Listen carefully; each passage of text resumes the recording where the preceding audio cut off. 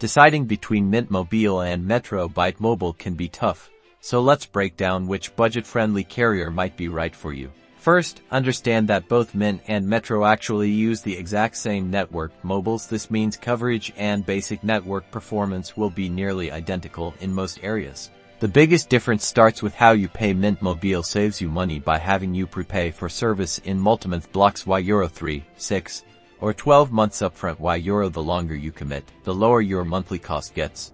Metro Byte Mobile operates on a more traditional monthly payment model. Their plans often cost a bit more per month than Mint's bulk rates, but frequently include extra perks like streaming service subscriptions or cloud storage, and you only commit 1 month at a time.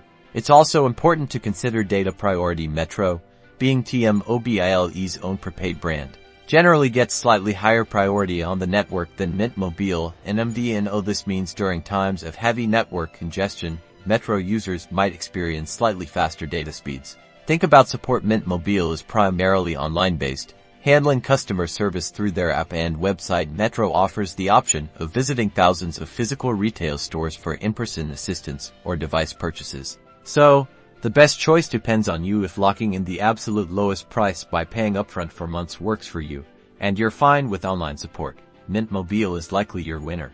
But if you prefer paying monthly, value potential perks like included subscriptions, want access to physical stores, or prioritize slightly better data performance during peak times, Metro Byte Mobile is probably the better fit.